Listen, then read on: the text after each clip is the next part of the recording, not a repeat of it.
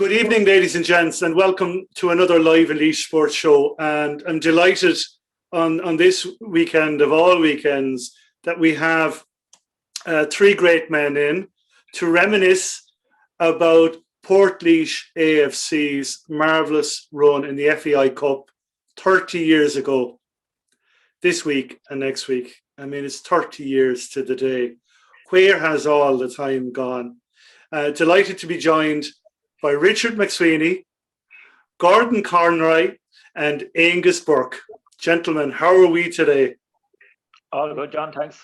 Good, John, thank you. Yeah. Very good. Live and kicking. Live and kicking. And Aengus, you're showing up the two boys. You have the Portlaoise soccer top on you. You're looking well. One too, John. Yes, nothing like it. You're branded. You're ready to go.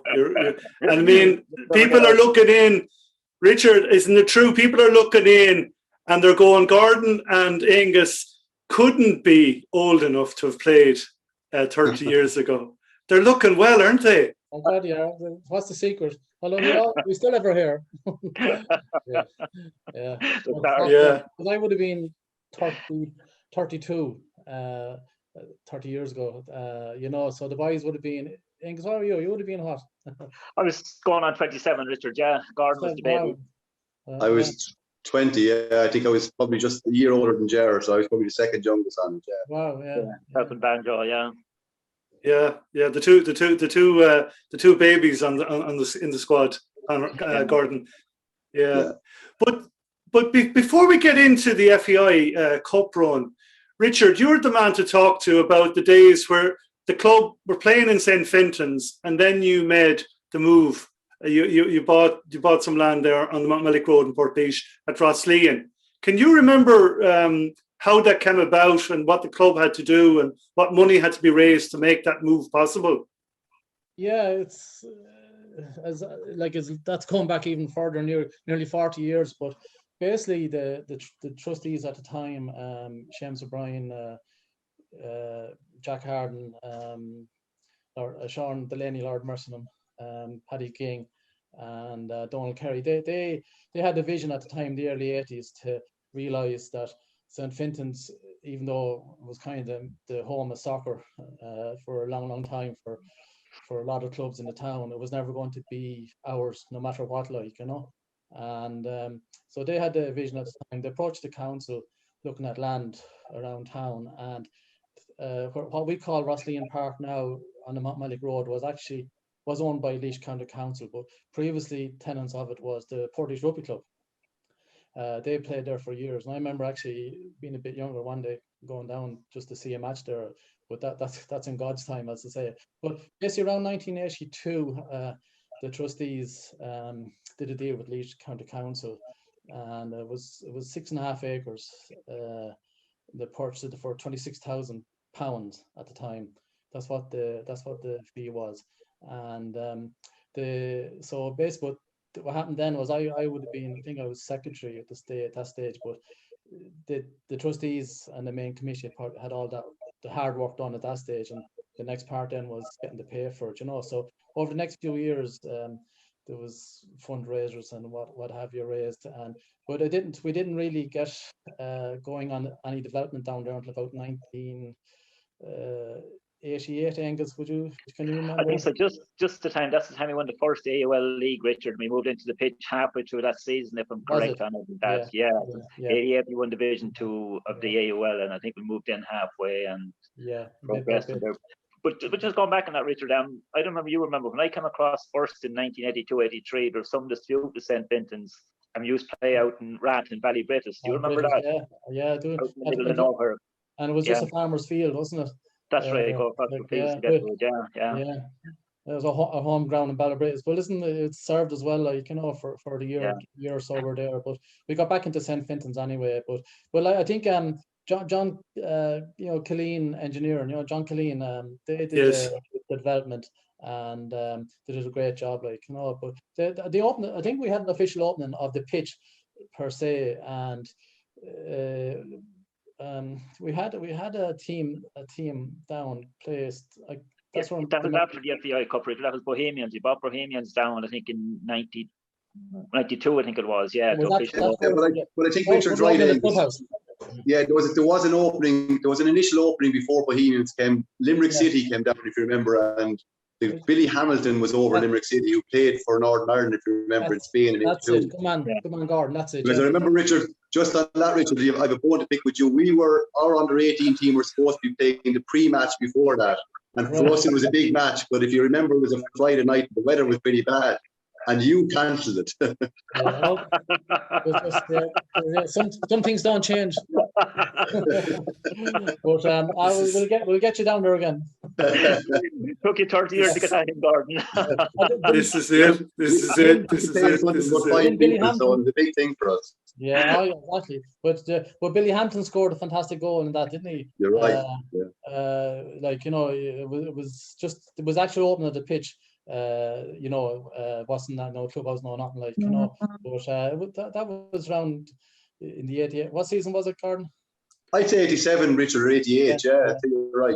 Yeah. So, and went on then, say, from that then, as Aengus said there, John, it would have been, we were playing junior football in the AUL, and you won the two divisions, wasn't it? The Premier C was the last one, wasn't it? Premier C was the last one, yeah. We won Division A, and then went intermediate then after that, yeah. But what I remember is, do you remember Bernard Byrne, the FAI guy? He was actually the secretary of the Athletic Union League at the time. He approached us, would have been, say, around November, December of 89, I think. Asking us would we go intermediate, of course, you hadn't a clue, what that was like, what level it was, what was expected. But I remember we had the squash club was our where we used to have our meetings, and Seamus O'Brien again to thank for all down through the years what you gave to the club. But I remember we had a Monday night, we had a decision in by 11 o'clock on this Monday night whether we would go intermediate or not. And naturally, like any committee, there was people for and people against, and we were worried, would they be able to survive at that level? Could we afford it?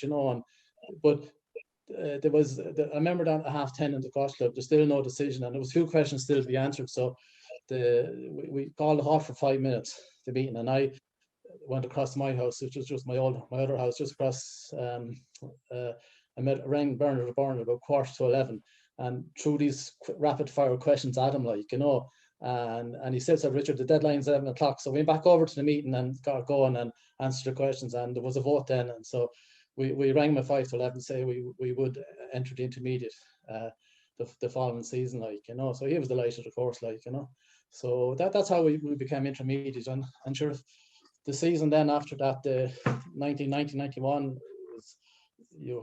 what happened was amazing, It was amazing, yeah. So the move to intermediate football was really the basis of that incredible run in the FAI Cup. Yeah, the lads will tell you there now, they're on pitch. They're the guys that, we just did things behind the scenes, but only for the lads on the pitch and Christy and his management team, we wouldn't have got where it went, wouldn't have ended up where it eventually did end up, So there's some great game. Because we went intermediate, we're allowed to enter the FAI Intermediate Cup, and from that, can you remember, Aengus, the sequence of games, or Gordon, that started off that? Yeah, I thought it was quite how we drew it up there in Dublin and came to a replay, Rich. Now, I'm not 100% sure, and then Drogheda, and then lost. Now, there might be more. Gordon might remember there. He's a better memory there, but they're the three I remember anyway. I thought Whitehall was the first game. We didn't even understand intermediate football. We'd no idea the importance of it or where it went, even when we went to Drogheda at that time, sure, it was the first time we ever went away as a team. It was normally just up to the game, and it was a big thing for us going out to Drogheda that night. We didn't realise it's only a stroke of luck that we got through it. And some of the lads, as Gordon will tell you, went out in the beer that night. We were 3 or 4-1 down at half time. Jared Dunn was pulling, honest to God, you wouldn't believe it. Now, there was a wind in that, but Jared Dunn was pulling balls out of the goal line every few minutes, and he made some terrific saves. The second half started then, and I remember I took a corner with a strong wind and went in, and all of a sudden then we came back into it and we won 5-4. But just going back to the intermediate, and I'll let Gordon in a second of that. Our first game intermediate, we went to play that famous Ashton Villa. Now they were ex-League of Ireland repet at that time. We had never been coached, like I know Gordon, some of you younger lads probably did, but we hadn't been up there that night, and the next minute they were playing these triangles and man on and all this crack, and only our sheer guts and determination. Gordon got the winner that night in the halftime. We won from the halfway line. We won 3-2, but we were outplayed. I'd say we had about 10% of the possession because they were running us around in rings. I'll never forget it. So Gordon, you probably remember scoring the winner that night, do you? Yeah, I think that was actually my first game. I went along, and I don't think I was supposed to start, but if you remember, Richard Gavin, or Dickie as we know him by, was going to Holland to work for the rest of his life. Now, he came back about 2 weeks later, but he was going to Holland to work, and he said, I think we should let Gordon start. So I started right full, Mick Homan went in left full, and yeah, I scored the winner in a 3-2 victory. And you're right, Aengus, I don't think we touched, we really were, they were superb soccer players. And I think one of our memories from it is when we were walking out after the game, after beating them 3-2, they were all being handed envelopes with payment in it. And we were probably being asked as we got onto the bus for our €3. So, but they were certainly a great team, yeah. Yeah. Mm. And so the boys, anyway, back to Drogheda. The boys went on a bit of a tear. It obviously worked. Gordon, would you recommend it for every game? Do you remember the story about that, Gordon? Well, all I know is we went uptown, I think, to watch matches today. And I think there was a few lads walking up that did go, like yourself, Aengus, that had decided to go to bed early. But you're right. The following morning, then it was we were 3-0 down, I think, at half time, and Gerard made an unbelievable save from a penalty just before half time. Yeah. I don't know how he got to it, and I remember still going back in with David Griffey, Banjo, at half time, and they were laughing at us how easy it was. And I'd say Christie was an unbelievable manager. I'd say he never really rose his voice at all. But I think he had stayed at home and come down that morning, and he kind of got wind of what was happening during the first half. And so people were probably saying to him, so "What would you expect, really, with the lads to carry on last night?" But I remember he for the first time ever, he kind of lost the rag with us at half time. And as you say, we scored a kind of a lucky enough goal at the start of the second half, and it got us back into it. Yeah.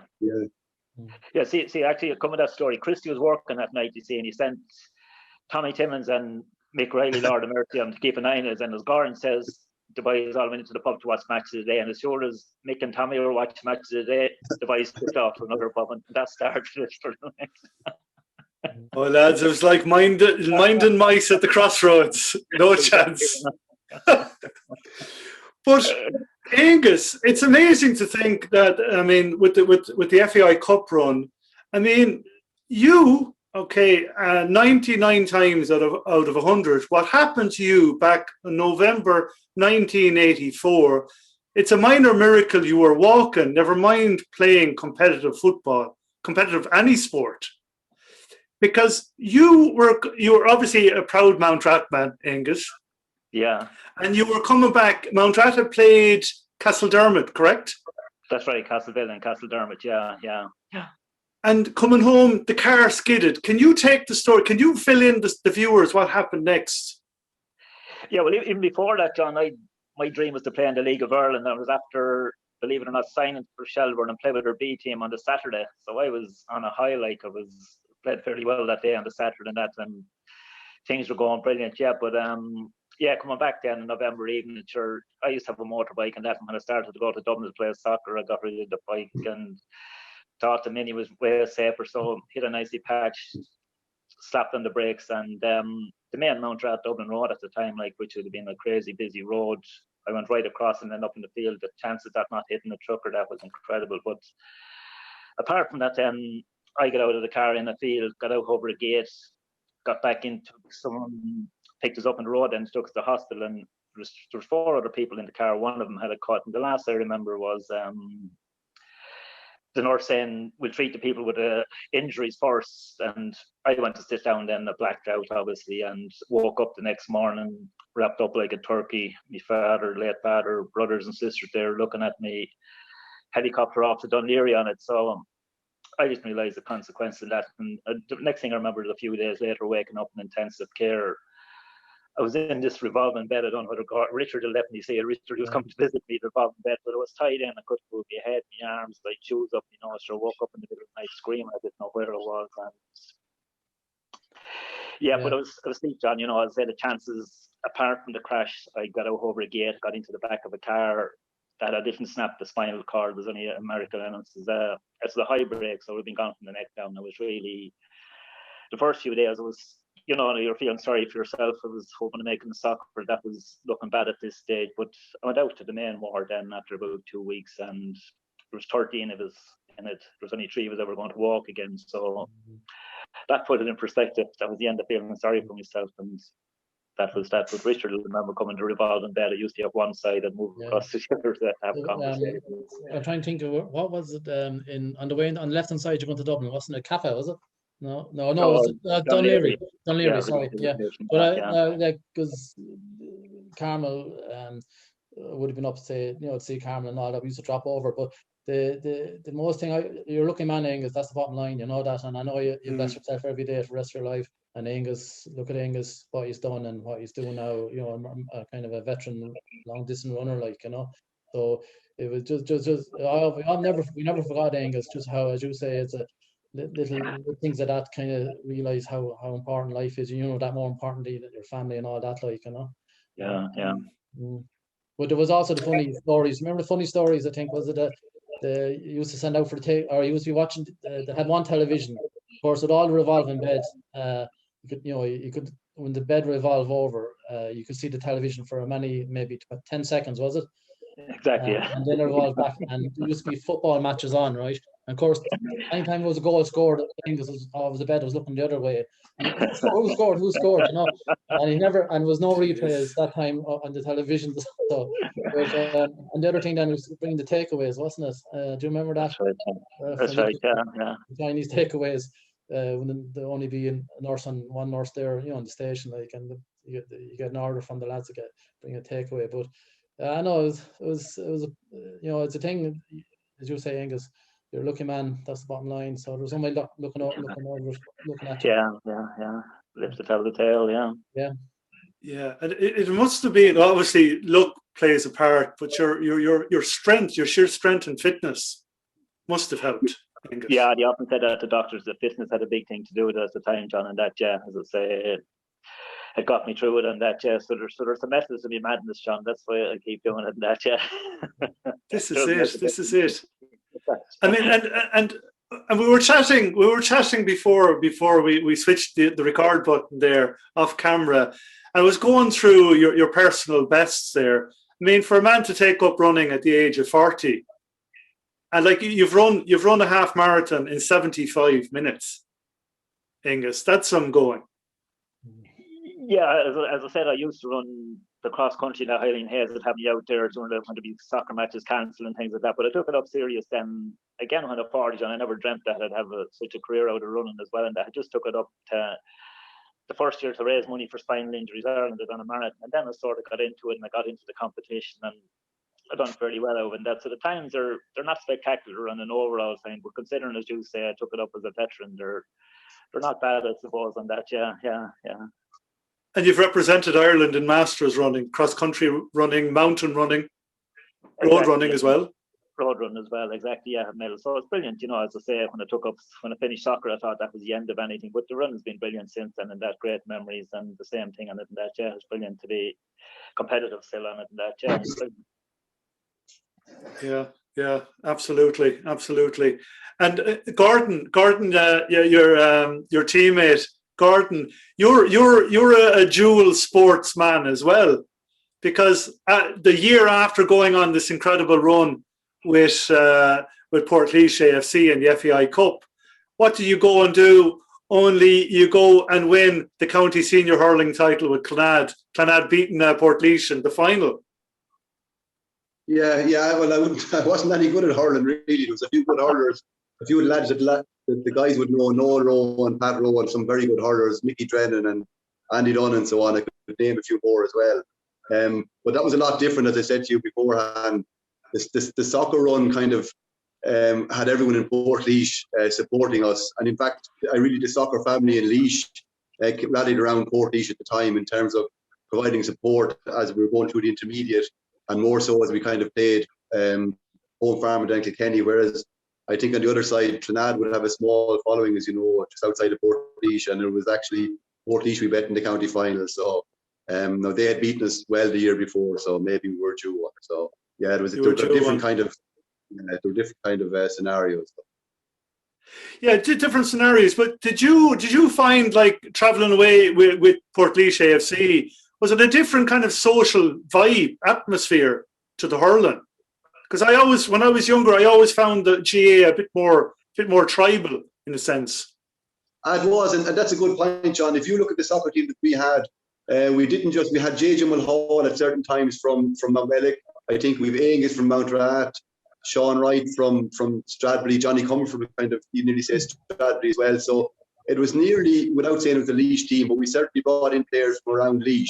Whereas, as you say, the GA, you kind of play with your local guys and so on. So for that reason, it was a lot different and more tribal with GA. Whereas the soccer certainly ended up kind of bringing in players, and there was others as well from outside of Portlaoise. Yeah, well said, Gordon. Now, you've mentioned some of the squad, right? But can you go through, yourself and Aengus and Richard, can you go through the team that started against Home Farm and the subs? Because you were debating off camera the 14th man. Maybe Richard should have a go. Positions now, well, obviously Jared was in goal, Jared Dunn. And Gordon, Mick Coleman, Pat McCormick, and who's the centre? Banjo, wasn't it? Banjo, yeah. Griffith, that's the back four. And then Mick O'Loughlin, Christie, and who's the other midfielder? Who's the other good midfielder? Oh, Aengus. Yeah, but you're all over the place. I was going to put you down as a forward. You're all over the place. But and then up front, then Lockie and they say Johnny Comfort, was it? So I think the subs then was Condon. Yes. Sorry, you're missing one, Richard. Am I? Up front, Centre is it? Forward. Centre forward, Kevin Conroy. Yes. Just before he said it, the image and turning away from one of the goals he scored against Home Farm with the hand in the air just came to me. So it would have been Kevin. Yeah, I was only talking to him the other day. But so the subs then. I remember the mascot,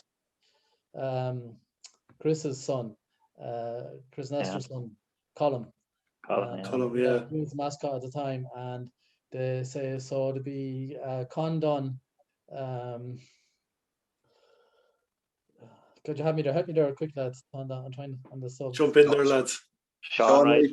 Yeah. Sean Wright. Yeah. There was a decent squad. There was a squad of about 18, I think, wasn't it? But they were never all available. That's at the time. But you were only allowed to use 13 at the time, Richard, and that so. You only allowed 2 subs at the time, yeah. Was it, Aengus? Yeah. It was when you think it was tight, but I remember Bingo Timmons being there and Mick O'Reilly are nursing him, and physio, John Walsh from the Ridge Road. John Walsh, yeah. And Christie, and Christie was it? Which match did Christie run after the dog? Was it the Home Farm or the Kilkenny one? Not sure which one, Richard. Yeah, we let dogs out. The French let cockerels out at the rugby match, but we let dogs. Let the dogs out. Who let the dogs out, lads? Who let the dogs out? The dogs didn't know I hit them that day, I think. They weren't expecting. I think really as what I've said earlier on is that Laois people of Laois supports us that day. As well as the great. What Gordon said, as well as a great Portlaoise support. There was actually clubs come in and people come in from outside of town. It was actually a Laois crowd there that day, So a win for Laois, exactly. Some good memories, all right. Yeah, Aengus, you got a goal that day. Who else got the goals? Kevin Conroy and Johnny Comerford, John, they got the opening. Johnny or Kevin got the first one, but they got the first two and I got the third one. Yeah. And Johnny was unplayable that game, wasn't he? Johnny was superb, yeah. Left-footed, yeah. Sweet left foot, brilliant he was, yeah. And we were chatting off camera, and the manager of Home Farm, Ray Tracy, afterwards, he introduced the man who marked Johnny in a very nice way, a very funny way. Can you remember that? Yeah, it was funny. It was like we went back to the squash club for the afters, as I say, and Ray Tracy, the manager, I saw him bring this lad up he brought me to the centre of the room, and he called for silence, and he said, you brought him over to where Johnny was sitting, and he says, I want to introduce you this face to face. This is the guy you were meant to mark all day long. Just introduce you, because you only saw the back of him all day long. But the poor chap was mortified, but I don't know if it was a managerial thing or not to do, but it happened, But it was just one of those funny things, But Johnny played all whiskey, and he was exceptional. Anyone I've spoken to about the game, they're all in unison. Johnny was unplayable that day, but it's the next round. I'm when I talk to people, and I was chatting to you lads off camera as well this evening, chatting to people about the next round against Kilkenny City. You always think, what if? Because Gordon, if you remember, you were beating Kilkenny City 2-1, I think, with about 10 minutes to go. You had Aengus had a goal disallowed. I think there was another goal disallowed. And then everything turned on its head, and Kilkenny won 3-2. What do you remember of that game? I remember a lot. We kind of meet up every 10 years, so we're due to meet up this weekend. I'm sure Aengus has it organised, just hasn't told us with COVID. So we'll have a Zoom meeting on Saturday or something. But when we were 2-1 up, I think Christie went through on a one-on-one, and you can see it in the replay again. Christie Cahill, I'd say, very rarely missed a one-on-one. He was cool as anything in front of goals. He'd go around the keeper or do whatever. But the ball took a terrible bobble. We weren't like the pitches we have nowadays. It was a great nick, but it just took a bobble just as he was about to put it in. And he skied it over the bar. And that would have put us 3-1 up with about less than 15 to go. And I think that would have been enough for us. Aengus confirmed that. But what happened then, I think, this will be a bit harsh, but one of our strikers miscontrolled the ball in our box. The Loughlin, John Loughlin. And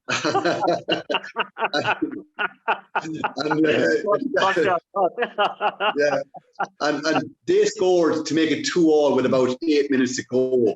And I think with about a minute to go, they got the winner. I think a high ball into the box that we didn't deal with so well. And they scored. And it was a bit of a letdown and disappointment, John, because as we were talking about earlier on, the draw for the next round was made that evening, and we would have had, if we won, Ashtown Villa at home.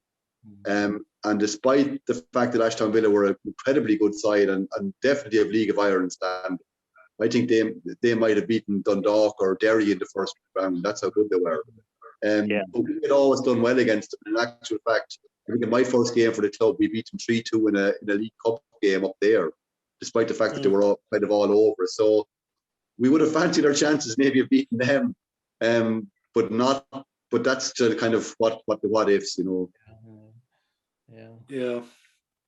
What ifs is right.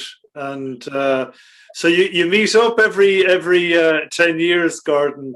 You're not tempted to do another Drogheda after the pandemic is over. I'm very tempted, John, because I haven't been a pub for nearly a year at this stage. So yes, I'm very tempted every night. I know, but it's great to get back with the lads, because it is nice, and we've shared some good memories. And I know before I arrived on the scene, the guys had been trekking up and down to Dublin for 5 or 6 years.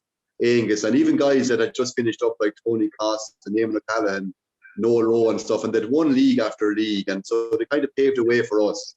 So like when we get together again, it is a bit of fun. The soccer, when you look back in the soccer, unfortunately someone has kept the video. The soccer was very agricultural from our perspective. It was a long ball game. With some very good individual players, Aengus included, but the soccer just was of its time, really. But it's still great to get together and have a look at the DVDs, even though most of us have our backs to it while we're playing. Yeah. And I mean, now with the coaching now and the young players coming through, hopefully those days, can you see those days coming back for Portlaoise A.F.C. or for any club in Laois? What will it take to get back up to that level then? Yeah, just on that, John, and I was saying there earlier on when we played Ashtonville at that time, we hadn't a clue. We were never coached or anything like that. And I look at it nowadays, it should be happening. You look at Shane down there coaching Portlaoise at the moment. He's involved with Dundalk. You know, Shane Keegan, one of the highest coaches in the country. We should be getting there, John, to be fairness, in that the coaches, you can't ask them better. The coaches coming through at the moment. Young lads are coming through there, the academies. So hopefully it's only a matter of time, John, and that, you know, it's a 30 year. I know it's great for us to say no one has done it since, but it shouldn't be the case. It should have been happening since then, and that, as I say, when we got through that time in the clubhouse was built then a few years later, we had a lovely pitch facilities, and I don't know what happened, it fell back in that, but definitely at this stage with all the coaching that's going into it, Sylvia has the youngsters there in the academy right up to all the underage teams up to Shane's team. You know, as I say, there's no excuse there at the moment. All weather facilities is to train, and that. So again, I suppose we get a little bit more people out of the county and get the best people out of the county to come in. I know it's awkward enough. Some people might like to play with Portlaoise and that, but to play at the highest standard is my opinion. You should do it. Play at your highest standard and see where it goes from there on it. Yeah, I think John, what Aengus is saying is true there. I think it will happen at some stage. But like we talked about Drogheda and how lucky we were, so you need a bit of luck to get a cup run go. But certainly when I'm involved in the club as Aengus is with underage, and there's some great, you know, training going on, there's great coaching going on down there. So I think it is only a matter of time. But I think it's important to say one thing in terms of that team. The team was a good bunch, but it wouldn't have got anywhere without someone like the manager, Christy Pal. I mean, he was a man in some ways before his time in terms of the way he managed teams. He didn't shout and roar. He was brilliant at empowering players in terms of supporting them and empowering them. And lads like Aengus were more experienced than me. I'm not saying he let them make decisions and run the team, but he allowed guys to make decisions on the pitch. So in that sense, he was before his time. And I think that year, Aengus, we could have played between 50 and 60 matches. And again, Christie's ability to plan every single match as if it was a cup final was unbelievable. And we never went, despite the fact that at one stage we were playing 3 matches a week, sometimes 2 of them in Dublin on a Tuesday and Thursday. He had everything planned down to a T. And regardless of what the players we had, it certainly wouldn't have happened without Christie's input. Yeah, well said. Yeah, and even the basic things, Gordon, and that if he'd some of the lads just working the prisons like Kevin and Con at that time, Christy, he'd know somebody that might switch or something like that. You know, he was on the ball the whole time. He'd know what shifts lads are on and that, and he'd have things organised. And as I say, he would have been an Alex Ferguson in another way in that, because you know yourself, Gordon, he'd be able to tell you on the bus the next morning, you were out with your girlfriend, you went to the cinema last night. If there was someone in the nightclub, he'd know it and he'd hammer about it. You know, he'd know everything that was going on. It was not hidden. So the only reason he knew that, Aengus, is because you kept telling him I was going out. I was trying to get my players started. I would have dealt with Christie, say, as administration side of it, but you know, he was a fantastic manager, and he respected everybody, and no more so than the players, and they all, you know, there was times he had words with players because he would have to, but he always listened to the players. And as you know, like I think that the accolade that you're getting there, Gordon, the Alex Ferguson of his time, like, you know, he was that, and he had a fantastic. Is it 8 years he was manager? 6 to 8. I'm trying to think now. But his commitment, you know, he would have worked night shift in the early days, and then the next day, a match in Dublin straight up, like, you know, and his organisation skills were unbelievable, like, you know, and I know every player of that era that played with him, and Gordon named some of the early players, Anthony Coss, Grassy Delaney, all those lads, they all looked up to him. There was a bunch of lads that got the FAI Cup running team to where they were, and Christie was the, and his guys on the sideline. He had 4 or 5 guys there that had his back and helped out as well. Like, and he was, like, whether we see the likes of it again or not, I don't know. But just going back to the thing there you said about, the future. It's harder now. Like, when I was involved in the club, say when we set up the academies and all that, all these emerging talent things took place, so guys and girls that had shown any ability, they were brought into emerging talent panels. You had the Kennedy Cup squads, so any decent players were, say, once there were Dublin teams and other city teams looked at them, and they, like, going back over the last 10-15 years, the amount of players that moved on at, say, would have left us around 14 or 15, and even earlier age 12, to go and play for other teams. And overnight, you might have a very good team one season, and then when you think you might start to fall in September, and you realise 3 of them are gone, and then maybe your main players. And this is, they're all gone for reason of promoting themselves. And it's like, you look at the 2 lads that signed professional contracts with Bohemians during the week there, the Colin Conroy and what's the not Niall Doran. Like, I mean, fantastic. Like, I remember them starting off on the Sunday morning soccer sessions in Rosslea as 6-year-olds, the 2 of them together, and it made it fantastic to see them the way they and the COVID has interrupted their lives massively, all those kids at that age group for the last year and a half. But obviously the boys have been doing well behind the scenes and playing well with St. Kevin's boys and Bohemians underage, and now to get professional contracts, and delighted for their dads and their families, like, so the best of luck to them. Yeah.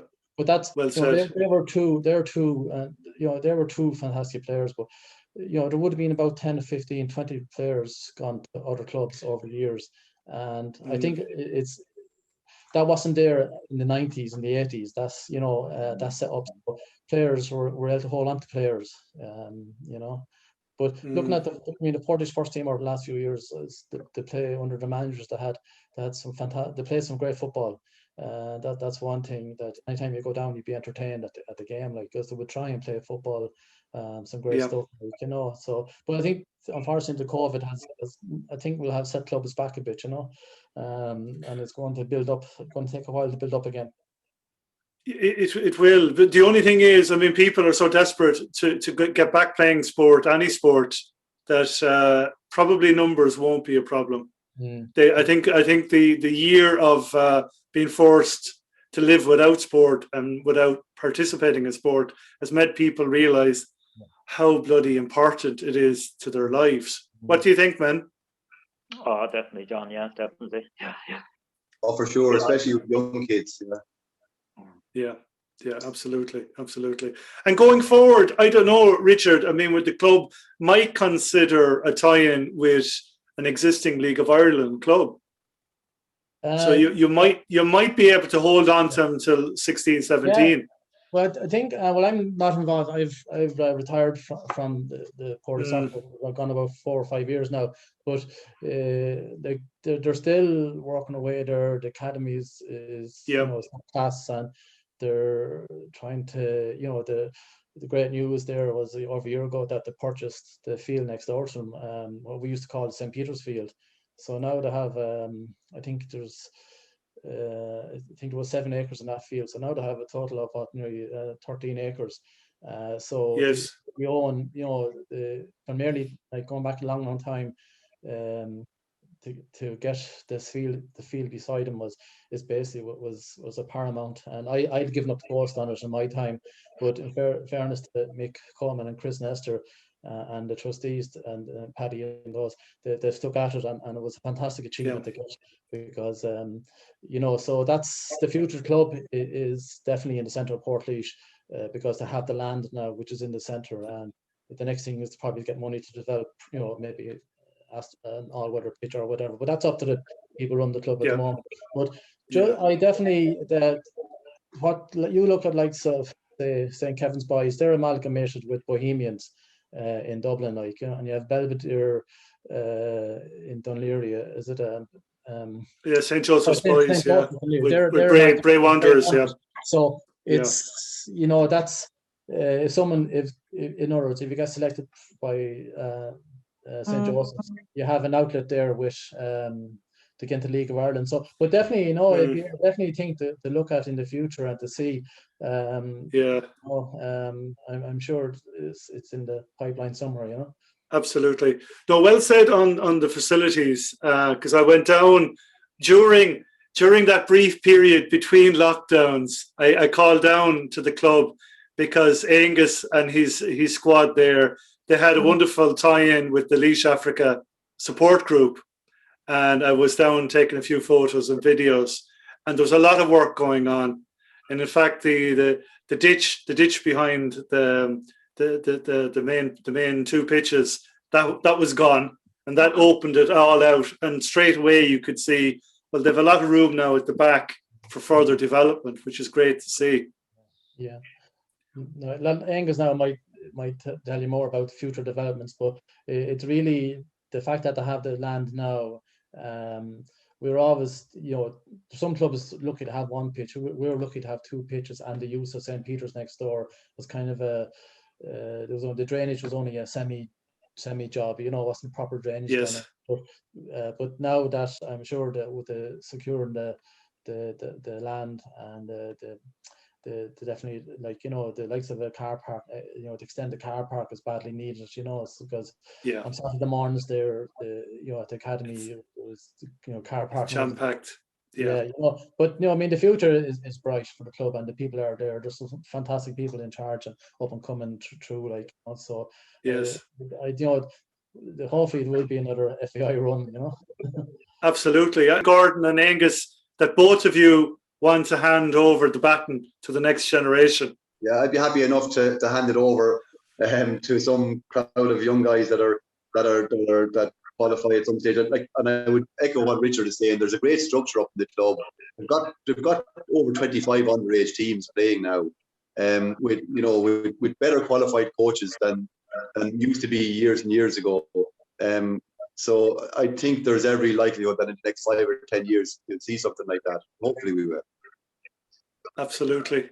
And Aengus, for your squad, are you going to hand your squad over and take on under 8s or under 9s and start the process all over again? Yeah, as I say, my lad David now, he's probably one more year to go in school by football, John, and I suppose I'd love to start again, and that, it depends, I'd be getting old whether they want me at that stage for under 9 or under 10, but I definitely continue on as long as I can and help out as much as I can. And as Gordon said, there's more qualified coaches than me coming through now, and that, so I'd have no problem working with a young coach and coming along and a bit of support when I finish up next year, when my young lad finish. But no, I'd love to keep going. It's enjoyable, and you get great kick out of youngsters, John. And you're playing a part not just in their football, in their whole life, John, because you're catching up, and young people are brilliant. To the stories, the crack that's going on, and you'll see them, and and as I say, but going back to that thing with the Laois African group, and that it's brilliant to see people from different communities. It doesn't matter, they're coming in there, they're laughing, they're joking, to score a goal, to celebrate together. The basic stuff. Yeah, it's brilliant. You're playing a part in their lives, and and going back to it, then I would have coaching years ago around the time of the FAI Cup, and one of the young lads there, I was coaching 2 years ago. His father was on the sideline, and I used to coach him years ago, and he was telling me stories that, I didn't remember. It wasn't about winning games at that. We were going to games, what happened when we were going and coaching. So you play a part in their lives, a part in their football development. You're playing a part in their lives, John, and helping them through a difficult all time, especially with teenagers. So I keep going as long as I can. As I say, there's a great group of people down there at the moment, and it's brilliant to see it, and that. So hopefully it'll continue that way. And yeah. Well, the three of you, you're an ad for clean living and sports. Isn't that right, Gordon? I don't know. Aengus is certainly. I did run a marathon. I just have to. Aengus is not the only runner, but I ran a marathon in 1982, and I didn't run a yard ever since. No, no, I wouldn't be able for that. Wouldn't face that at all.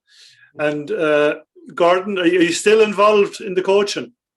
Yeah, I've 3 young lads up there playing at different age groups, under 14 down, and as I said, there's about 25 underage teams, so I give a bit of a handout. I was involved in coaching one of them, but when the other two came on stream, then I kind of had to take a step back and bring the guys to matches and so on. And it's a very good setup, as Aengus said, and it's really rewarding to get involved. Yeah, brilliant. So, look, gents, thanks for taking the time out this evening to chat to us. I know the viewers have enjoyed all the reminiscing and the memories and the escapade and Drogheda and whatnot, the usual. And again, thanks. I mean, we had to mark the anniversary, and the photos. I was staggered by the old photos of the crowd streaming out of Rosslyn, and huge crowds. And we can only hope that, and probably expect those days to come back sooner rather than later. So, gents, thanks for your time this evening. To our wonderful viewers, you know the score at this stage. The sports show every Wednesday night at 9 o'clock. The news show every Saturday at 9 o'clock. And please do subscribe to our YouTube channel. And good night and stay safe until we meet again on some football field. Good night.